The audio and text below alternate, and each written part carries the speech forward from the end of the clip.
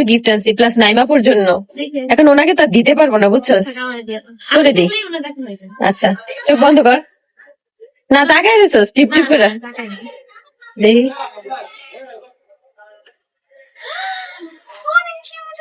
দেখ এটার মধ্যে লিখতেও পারবি। একটা তোর, একটা নাইমাপুর। আমার তো আর কেউ গিফট দেওয়ার নেই, আমারটা আমি নিজেই কিনি। দেখা দেখা লেখা যায় যে এটা একটু দেখা।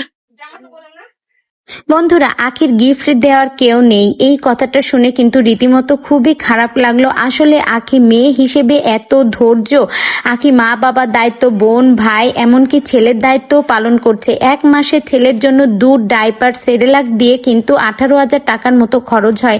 এছাড়া ভাইয়ের মাদ্রাসার পড়াশোনার খরচ, তাছাড়া বোনের লেখাপড়ার খরচ, এছাড়াও তো মা বাবার দায়িত্ব তো রয়েছে। এর ফাঁকে কিন্তু আখি নিজের জন্য কখনোই কিছু করতে পারে না। তার ভিতরে আখি চেষ্টা করে যে বোনেদের একটু ছোট ছোট গিফট দিতে, যাতে তারা খুশি হয়। এই যে আপনারা হয়তো জানেন, কিছুদিন আগে কিন্তু আখি স্বর্ণের আংটি কিনে রিয়াকে গিফট করেছিল।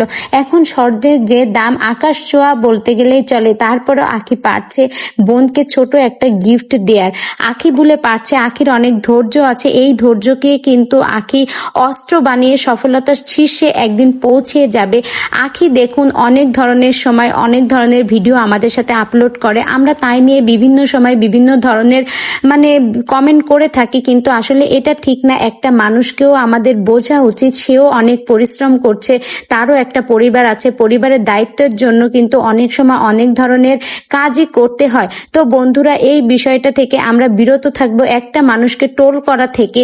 তো বন্ধুরা, আপনাদের এই বিষয় নিয়ে কি মত? আপনাদের উত্তর সবার আগে, আপনাদের মতামত অবশ্যই জানাবেন। ভিডিওটি ভালো লেগে থাকলে অবশ্যই একটা লাইক করে আমার সঙ্গেই থাকবেন। ধন্যবাদ। আর আখিকে নিয়ে আমরা যে ধরনের কথাবার্তা বলি, এগুলো থেকে যেন বিরত থাকি।